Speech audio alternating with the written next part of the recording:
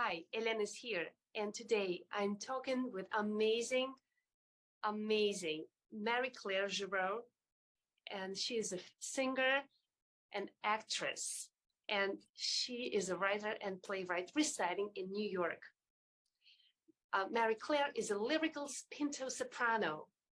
She does opera, musical theater, jazz, cabaret, and she's worth to see and to get to know. Welcome, Marie Claire. Thank you so much, Elena, for having me. Absolutely. Yeah, so great to see you, and you look wonderful. Great to see you, as do you.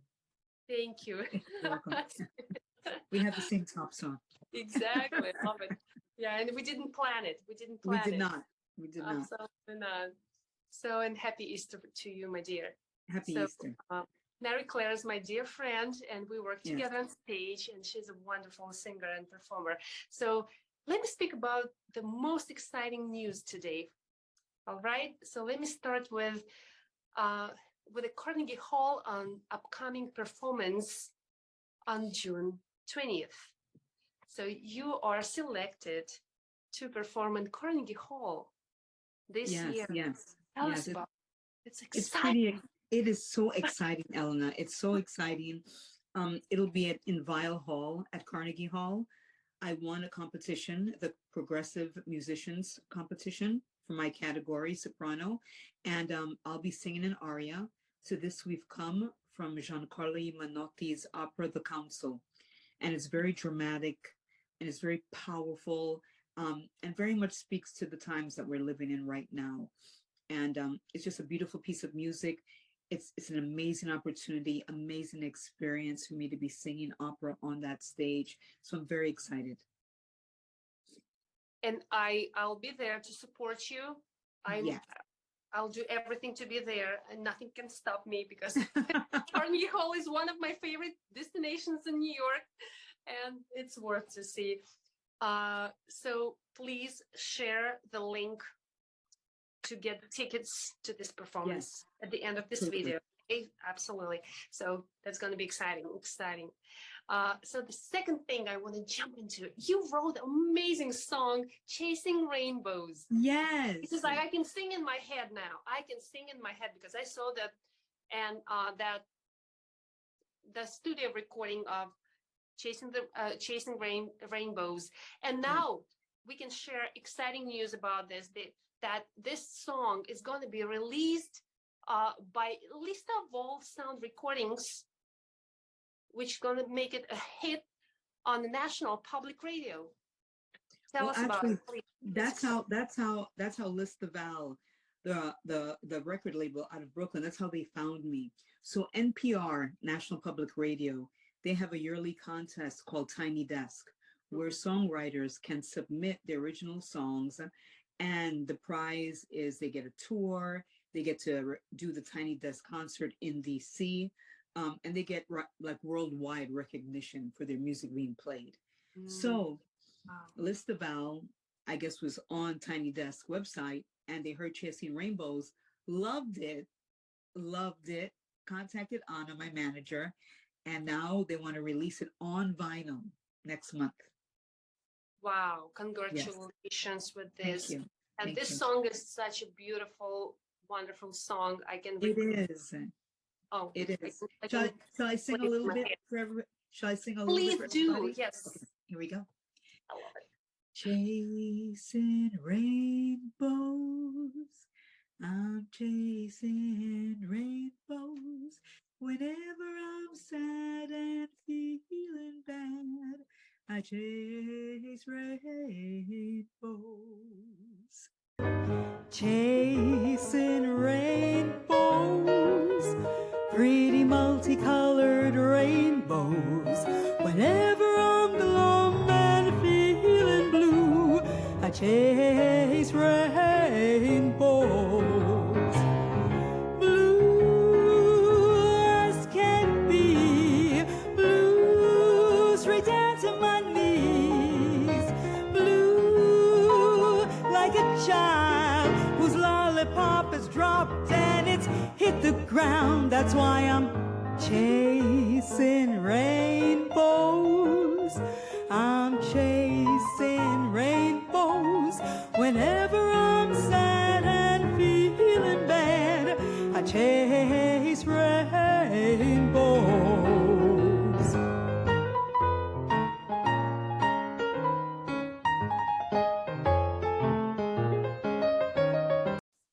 Thank you. Beautiful, beautiful. Thank you. Wow, love it. Love your voice, love your presence, stage presence, and you are a talented songwriter. Thank you so much, Elena. It's so always wonderful to hear your voice, my dear, and I appreciate you singing for us. Thank you. Number 3, exciting news. This girl is full of surprise. I love you.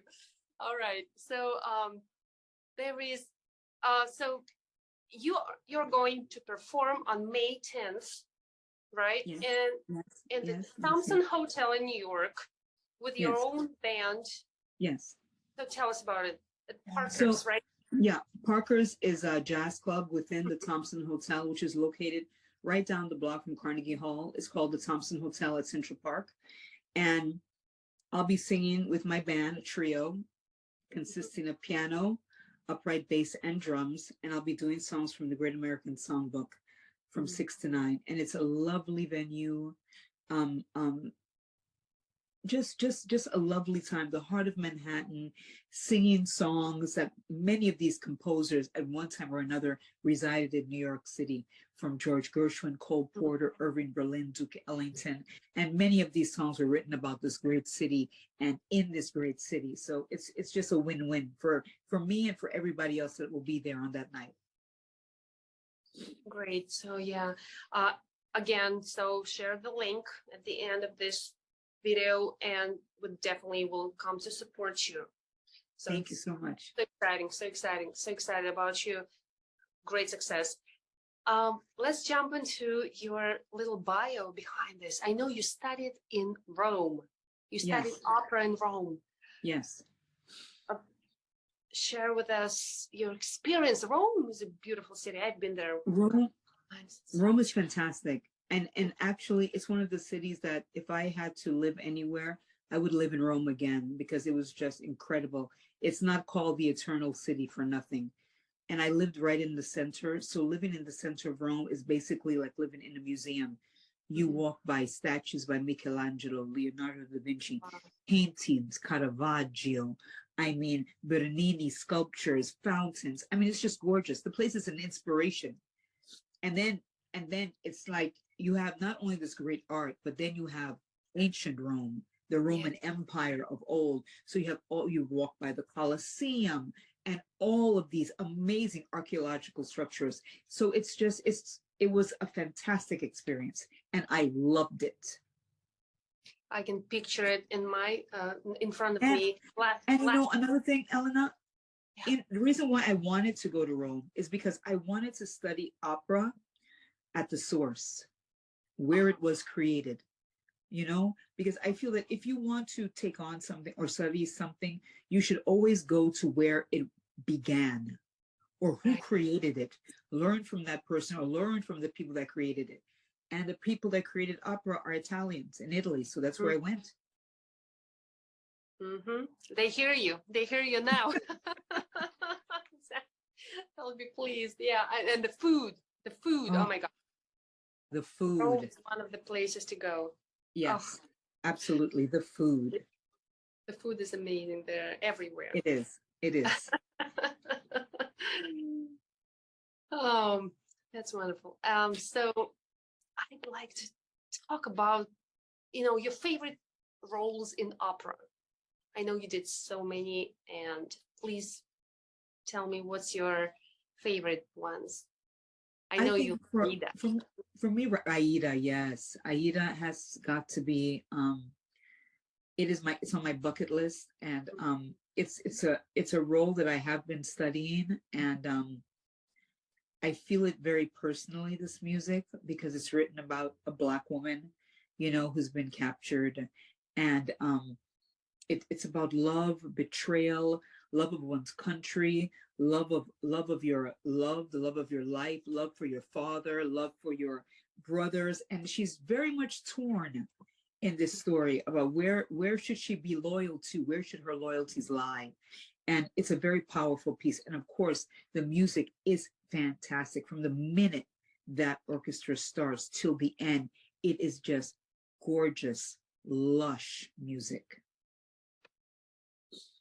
Yeah, I can see you in this role for sure. Yes. Yeah. What are other favorite roles? I love the role of the Countess in The Marriage of Figaro. Oh, amazing, yes. Mozart, another composer that from the minute the orchestra starts from The Marriage of Figaro,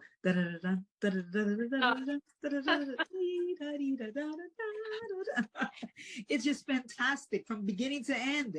From beginning to end, and everything in the middle is just gorgeous. And it's a pleasure to sing. So how many songs do you do from that opera? She has two big pieces. Yes. And of course, there are many ensemble pieces in this. So you have harmonies. I think it's I think it's a 6-part ensemble that is just gorgeous, Elena, at the end, you know, where the Countess dresses up in disguise as Susanna, who is the maid of the Countess, whom the Countess's husband is after. So it's like all this intrigue going on, and it's just great. That's amazing. And I know you know your repertoire is amazing. You know more than 200 songs or more than 300. So how many you know? I know, as far as the Great American Songbook is concerned, I know over 250 songs. Wow. Right now. Yes. Wow. Yeah. How did you learn all of those? Did you start when you were an infant? I think I started from the womb.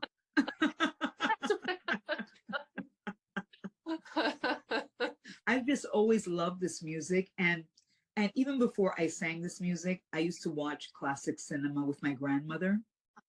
So we watched all of these musicals, Fred Astaire, Ginger Rogers, Lena Horne, you know, and so I grew up with this music already in my head.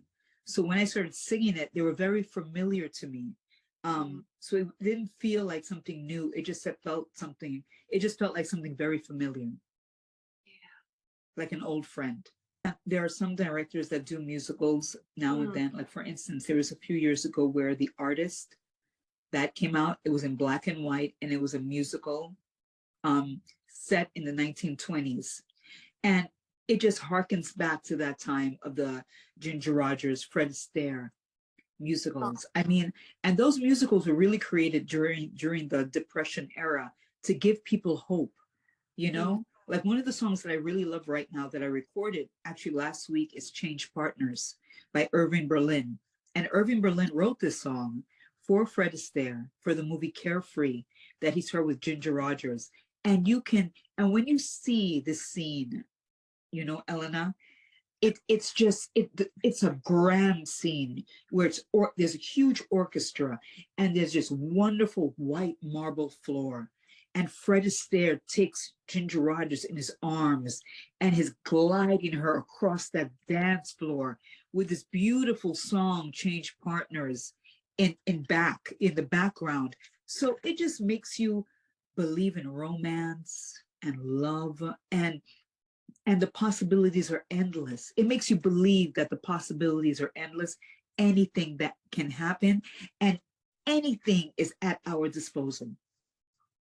And I see where your power as a performer came from the solid background, which your grandmother gave you, which it's just so wonderful, because I didn't come from your culture, but I can feel, I can sense it.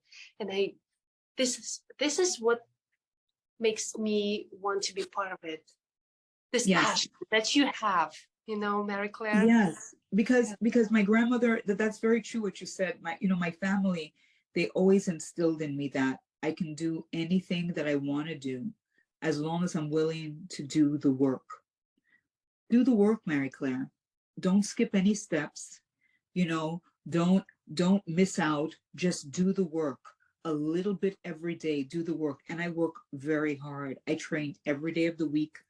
I'm always with my teacher, always learning. I train with my teacher every day. I sing at Dante's 4 days a week, you know, and it's constant study because I want to be the best that I can possibly be. You know, so if I sing a song, I want to know the background of that song. I want to know what the song is about. I want to know who it was written for. Was it part of a movie? What happened there? It's just the kind of performer that I am. I want to know as much information as I can because that helps me in my performance. Who doesn't want a little romance? Mm-hmm.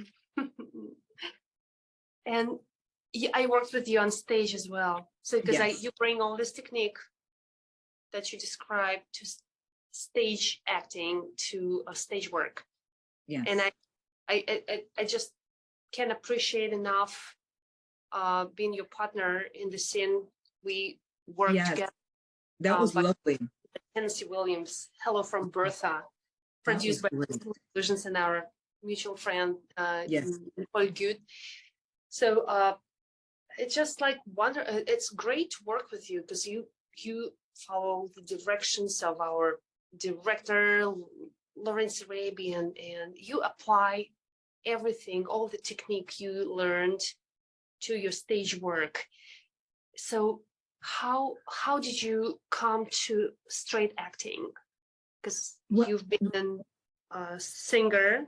Yes. You are a singer. This is your main occupation, but how did you come to straight acting? And this is how we met, by the way. So absolutely, Lawrence Arabian class at HB Studio. Mm-hmm. Yes, yes. Well, being an opera singer, that naturally is, well, for me anyway. I act out the role. I mean, you are a persona. You're basically in a play with music. So I create a whole backstory, whether the backstory is in the role, within the pages that the composer wrote in the lyrics. I create my own backstory as to what my character is all about. So that just led me to wanting to take some acting classes. And I applied at HB, and I had the wonderful opportunity of studying with Lorraine, as you mentioned, and that's how we met. And being directed for her in that Tennessee Williams play was incredible. She was a very giving director. And she really, for me, she let me thrive. She gave me my direction. And even though I went out of the box, she never said, no, Marika, pull that back. She said, no, I like that, do it. And I said, Lorraine, I'm thinking about this tonight. She said, go ahead, just go, do it. I trust you. So it was fantastic. Remember you mumbled the song when you came on stage at one night, and I'm like, wow, this is on money. What was it? What was it again? It was St. Louis Blues.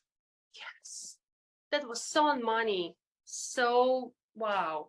Because he wrote it. Because he wrote it. Tennessee Williams wrote it in the liner notes of Hello from Bertha. He says that this song is played throughout the brothel.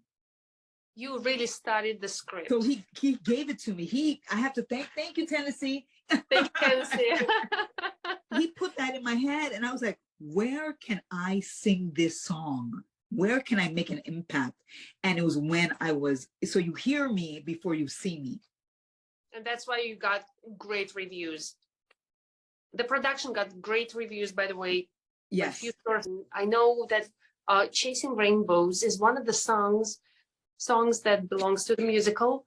Yes. How is it? What is the stage this musical at right now?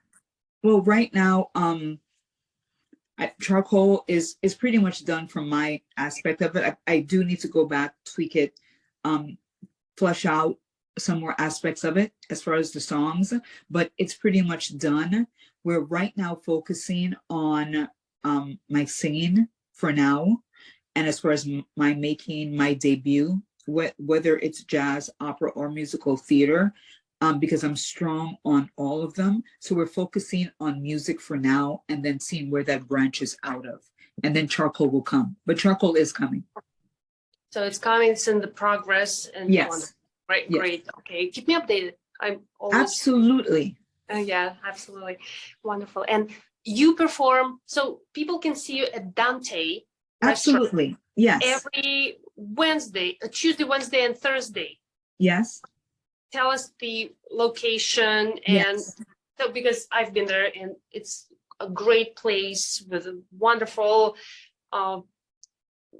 brunch and dinner. Isn't it great? And It was wonderful fantastic. Mary Claire singing there with your pianist. What's his name? Marco Di Gennaro. So, So Marco, I'm there Tuesday, Wednesdays, and Thursdays at the Dante's between Hudson and Perry Street in the West Village. And then I'm at the McDougal Street location, Dante's on McDougal Street on Sundays from 4 to 6. Oh, wow. That's Yes. great. Good to know. Yeah, Yes. absolutely. So, And I sing the Great American Songbook. So if you want to come down, have some lovely cocktails, be in great environment, and listen to some great songs, come on down to Dante's and you can hear me. yeah, and you're always dressed in a very nice, beautiful outfits, and sometimes period dresses. I like your hat.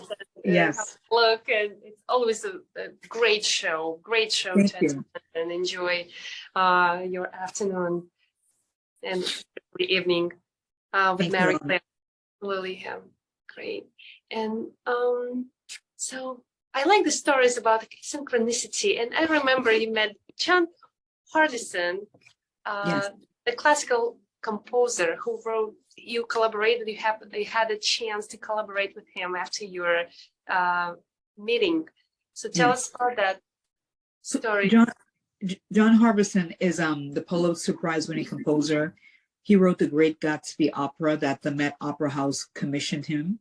And we met a few years back online at a coffee shop near Juilliard.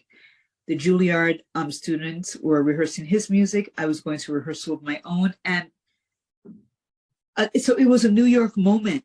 Like, oh, these things only happen in New York City, you know? And he was online, I was online. It's like our energies gravitated towards one another, because then we just started talking and he asked, what do? I told him. He said, what voice type am I? I said, what voice type I was. He said, oh, I have to hear you. So I gave him all my information. He looked me up and he said, Mary Claire, somebody needs to write you some songs. And then he said, I'm going to write you some songs. And then he said, we're going to write songs together. Here's some music, write some songs. And then we wrote some songs, and here we have it. Yeah. And I recorded Frank's song, Outlander, last Monday. So you'll be able to hear that soon. Wow, this is Yes. amazing. This is a real thing, you know, Yes. real, the dream, dream of every performer. Come on, you just sit down, sitting at your table somewhere across the Juilliard School, and you meet Yes. a famous, celebrated composer who writes songs for you. Wow. I know. It's like, what the hell? Yeah. Synchronicity. Yes. Synchronicity. Yes. My favorite Yes. part. This is when Absolutely. Force is leading you into a right path, showing you that you are on the right track. Absolutely. So, Mary Claire, thank you so much for being with me today. And I just enjoy every moment of my friendship with you, my Thank you work so much, Elena. with you, and watching you Yes. as a part of your audience. And I'm your biggest fan. And I'm your always biggest fan. love you. And Love you too. dear, I definitely follow up with your progress, with your Yes. upcoming work, and you please reach out to me so we always catch up on Zoom or in person and Absolutely. check the audience, your upcoming work. Yes. Definitely, I will include all of the links you provided with your upcoming successful work at the end of this video. Yes. So happy to have you here. Thank you so much for having me. It was lovely, as always. Take care and happy Good Easter. luck with everything and happy Yes. Easter. Good Thank you luck. so much. Take care, Elena. Bye-bye.